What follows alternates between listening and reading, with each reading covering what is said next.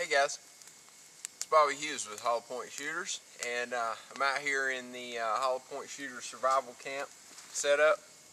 I'm just going to show you guys my pack that I usually bring out here when I'm just out here for the day, or heck, this would last me a couple of days if I needed it to, 2 or 3 days. The front pouch here, in the very front, I've got my first aid kit. It's the same first aid kit that you can see on the basic survival pack or short-term survival pack video. It's just the same first aid kit. It's in its own individual pouch, that way I can pull it from one bag and stick it in another real quick if I need to. In this second front pocket here, all I've got is my hatchet. Got my hatchet.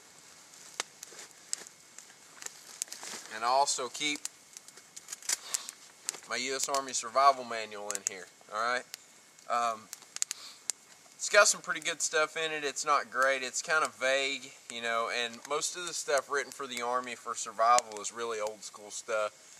It's you know, back from years ago, that we don't even really do survival very much anymore in the Army.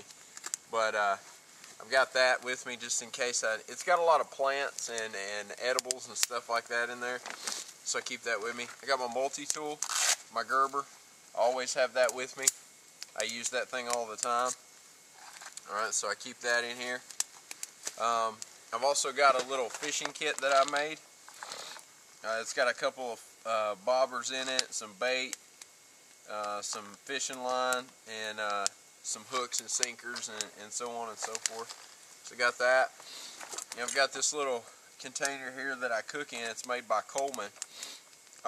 Thing about this, whenever you're backpacking, normally I wouldn't recommend bringing something like this, but if you want to bring something like this and you can store stuff that you might need in it, then it's great. It's a container in this state, and it needs to be used as a container. So I'll just show you guys what I've got in here. I need to get in here anyway to get some stuff out, but inside here I've got some soap, some concentrated soap, toilet paper wrapped up in a Ziploc bag. I've got a 55-gallon drum liner. You can use that for a poncho or a moisture barrier or whatever you might need to use it for. I got my sport. It's a titanium sport. Actually, it's not titanium. It's some sort of aircraft steel or something.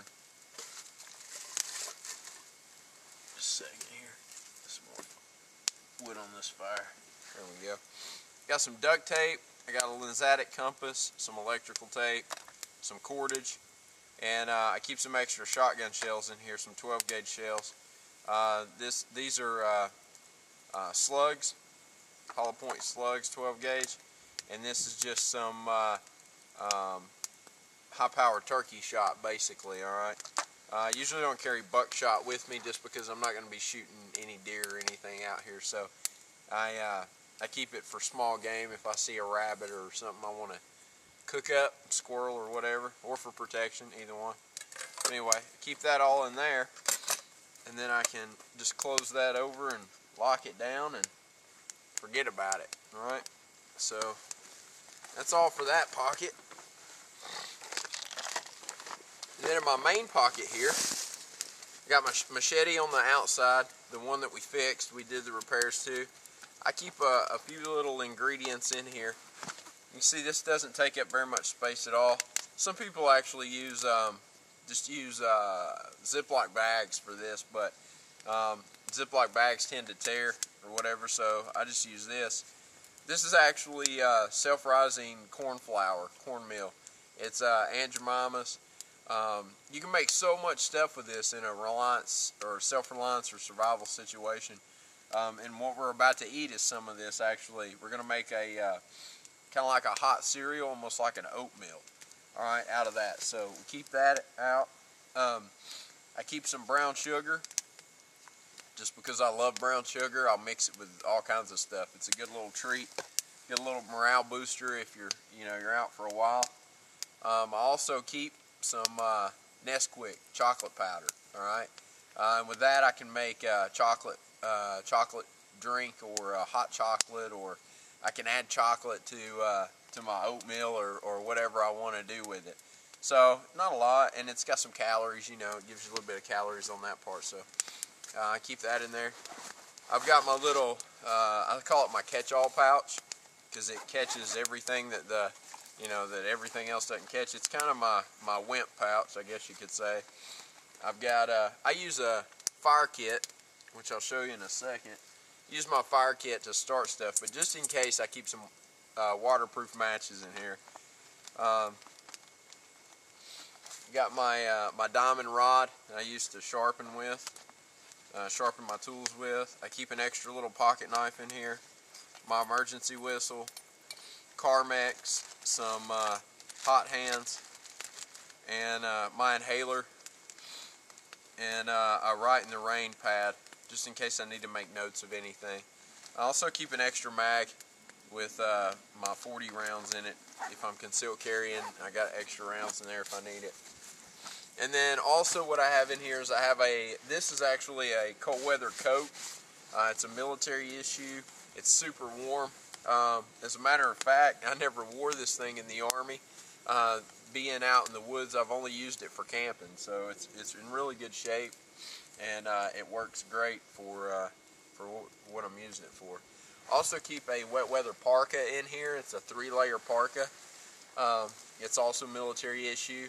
And I keep a hooded poncho that's military issue, and I keep my my whoopee in here. All right, a whoopee. A lot of people don't know what a whoopee is, but a whoopee is a poncho liner. It's like a blanket, kind of. So I think every Army guy's best friend. But I keep that in there as well. So I pack a lot in here. Got a beanie in here just in case it gets too cold and I can't hack it. Then for my fire kit, I've got kind of a combination of stuff. I keep some dryer lint in here. I keep some twine, some steel wool. I've got some Ultimate Survival Technologies wet fire in here. It's amazing stuff. If you ever get the chance to use it, try it out. It works awesome. I keep a little bit of aluminum foil. I keep my magnesium flint and steel, and then I've also got the Ultimate Survival Strike Force flint and steel, and it works really good. And it's like, if I remember, it's like 3,200 degrees that comes off of it. It's really nice. It goes back together, and I just store it right in my fire pouch here. All right, and then I keep my fire pouch in an old Oakley case, so I can just toss it in. Other than that, that's about all I bring out, you know, on a regular basis. As far as clothes go, a lot of people ask, you know, what kind of clothes do you wear when you're out? Like I said, it was 10 degrees this morning when I got out here. I'd say it's warmed up maybe, you know, 5 or 6 degrees, if not a little bit more than that. So probably somewhere between 10 and 20 degrees out right now. And normally what I wear is, I don't wear a lot of layers. I wear thin layers usually if I'm wearing layers. Today all I have on is a pair of wool socks with some military issue summer boots. I will admit my feet are a little cold right now. I've got some thermal, extreme cold weather thermal pants on. Those are also military issue. I've got on some 511 tactical pants. Nothing special about them. They're just 511 tactical pants. And then I've got a t-shirt, and then a really thin 100% polyester snivel gear. And then I've got this Columbia wool sweater top, and then my jacket. So, and I'm perfectly fine. Normally I wear, for gloves, I've got this pair of Columbia rag wool gloves, and they're fingerless, or you can fold it over and have the mittens, and I like them. They're pretty tough. These are actually probably a little bit warm sitting here next to the fire. I was trying to dry them out a little bit, but they work fairly well. I hope you guys got something out of this. Leave your comments, questions below.